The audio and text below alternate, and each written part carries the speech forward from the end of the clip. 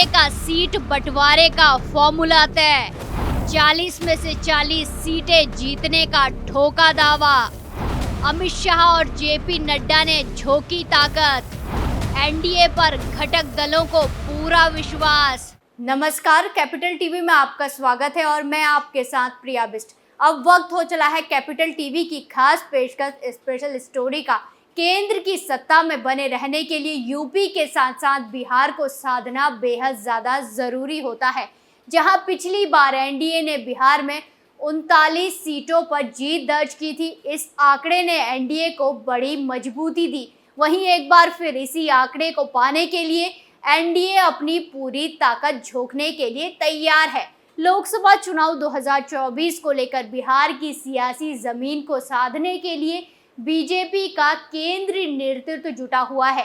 आज इसी बिहार बीजेपी के सीट शेयरिंग पर चर्चा करेंगे और जानेंगे कैसे दोहराएगी 2019 का करिश्मा बीजेपी।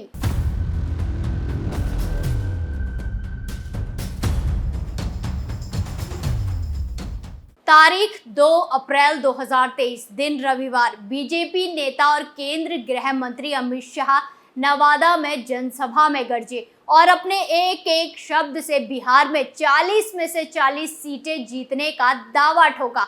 अमित शाह ने अपने बयान से साफ संदेश दिया था कि उनकी निगाहें बिहार की 40 सीटों पर लगी हुई है। लोकसभा चुनाव के बाद बिहार सरकार अपने विजन से गिरने वाली है और कमल की सरकार बनने वाली है। 40 में से 40 सीटें दीजिए, दंगा करने वालों को उल्टा लटकाकर सीधा कर देंगे।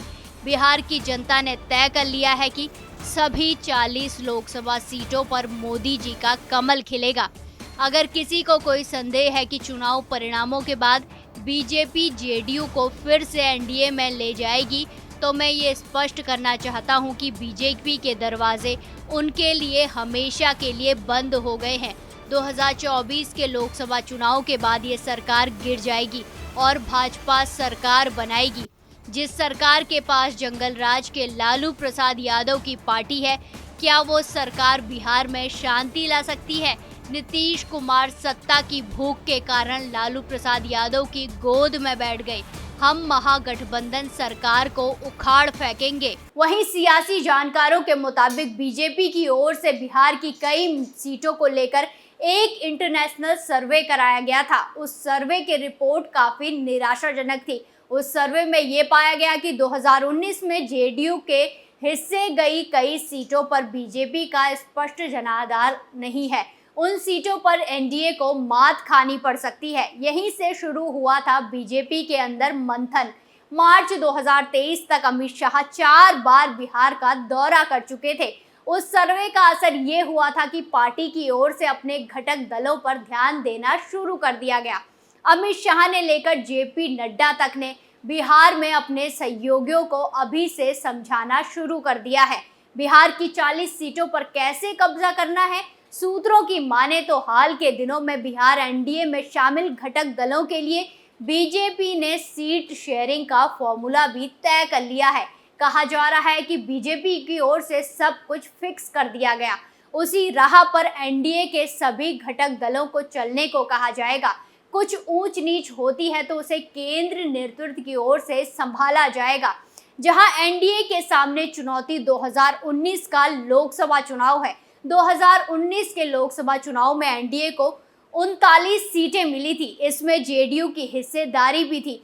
इस बार जेडीयू साथ नहीं है। एनडीए के साथ होने वाले घटक दल जेडीयू जितने मजबूत नहीं है, उन्हें उतनी सीटें बीजेपी नहीं दे सकती है। कुल मिलाकर सहयोगियों में 6 सीटों से लेकर 2 और 1 सीटों का वितरण होगा। बाकी सीटों पर बीजेपी को खुद लड़ाई लड़नी होगी। चुनौती यहीं से शुरू होती है। सहयोगियों के अलावा जिन सीटों पर बीजेपी चुनाव लड़ेगी, उसमें सफलता कितनी मिलती है, घटक दलों के भीतर सीटों को लेकर समझदारी की बात सामने आ रही है। इसकी आधिकारिक पुष्टि किसी की तरफ से अभी नहीं की गई है। हालांकि चर्चा चल रही है कि तो इसके पीछे जरूर कुछ ना कुछ सच्चाई होगी। सूत्रों की माने तो एनडीए में शामिल दलों को कितनी सीटें दी जाएंगी, इसे फिक्स कर लिया गया है। अंदर ही अंदर बीजेपी के केंद्र नेतृत्व ने सीटों का गणित तय कर लिया है। उसी आधार पर बंटवारा होगा।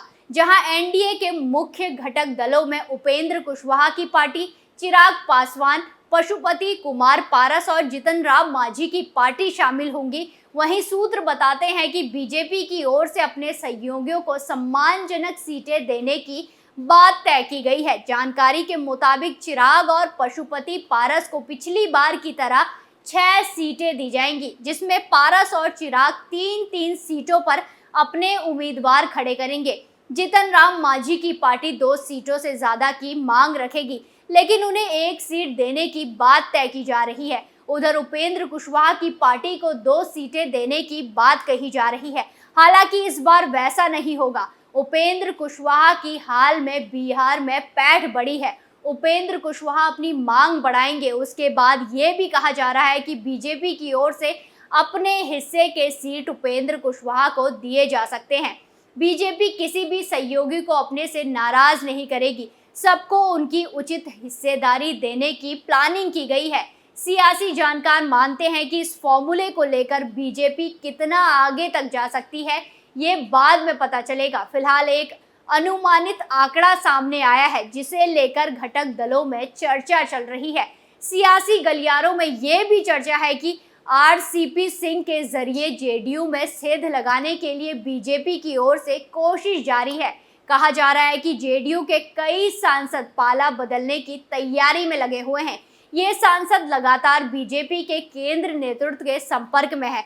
सूत्रों ने बताया है कि आरसीपी सिंह के वफादार सांसद बहुत ज्यादा पार्टी छोड़ देंगे।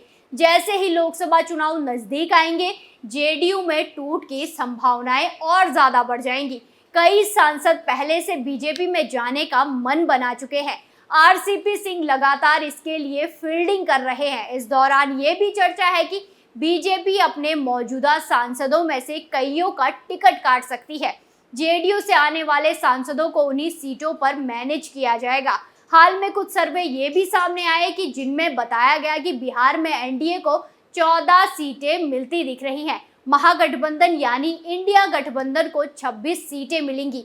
ये आंकड़ा बीजेपी की चिंता बढ़ा सकता है। कई सर्वे में कहा जा रहा है कि एनडीए को 306 सीटें मिलेंगी।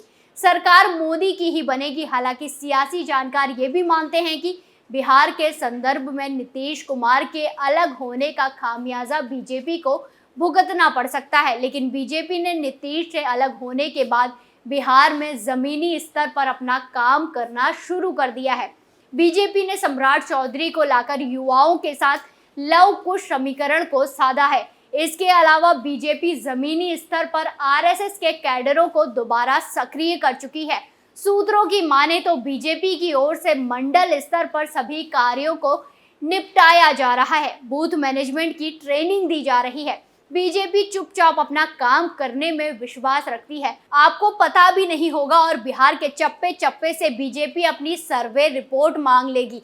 पार्टी की ओर से बिहार के सभी इलाकों में जमीनी कार्यकर्ताओं को लोकसभा चुनाव के लिए सक्रिय कर दिया गया है। मंडल अध्यक्ष की नियुक्ति की जा चुकी है। पंचायत स्तर पर बूथ मैनेजमेंट पर ध्यान दिया जा रहा है। बीजेपी बिहार के जातीय समीकरण को अपने साथियों के माध्यम से भी साधेगी। आरसीपी और कुशवाहा के जरिए नीतीश कुमार के लव कुश समीकरण को बिगाड़ेगी। वहीं मांझी के जरिए अति पिछड़ा वोटर पर भी नजर रखेगी। जहां बीजेपी ने अपना सीट शेयरिंग फॉर्मूला तय कर लिया है, तो दूसरी तरफ इंडिया गठबंधन के लिए सीट शेयरिंग का फॉर्मूला बड़ा टेढ़ा है। बिहार में इंडिया गठबंधन को लेकर नई खबर ये सामने आ रही है कि चिराग पासवान के चाचा महागठबंधन के संपर्क में है। पशुपति कुमार पारस हाजीपुर सीट को लेकर जिद पर अड़े हुए हैं। उधर एनडीए में जिस तरह से चिराग ने अपनी पैठ बना रखी है, कहा जा रहा है कि एनडीए में सीट बंटवारे के दौरान चिराग पासवान का ख्याल रखा जाएगा। चिराग अभी युवा हैं, उनकी पहुंच नौजवानों तक है। वहीं पशुपति कुमार पारस अब ढलता हुआ सूरज है, इसीलिए एनडीए चिराग पासवान को तरजीह देगा। इस बात से नाराज पशुपति पारस लालू और नीतीश कुमार के खेमे में आने की जुगत में लगे हुए हैं। कहा जा रहा है कि पशुपति पारस के साथ 3 सांसद इंडिया गठबंधन में आएंगे। उसके बाद जेडीयू अपने कोटे से इन सांसदों को मैनेज करेगी। ऐसे में ये देखना होगा कि इस साल के अंत तक बिहार में एनडीए गठबंधन की ओर से सीट शेयरिंग का पूरा मामला सुलझता है या नहीं। इस स्पेशल स्टोरी में आज के लिए इतना ही। फिर पेश होंगे नए मुद्दे के साथ। बाकी तमाम खबरों के लिए देखते रहिए कैपिटल टीवी उत्तर प्रदेश। नमस्कार।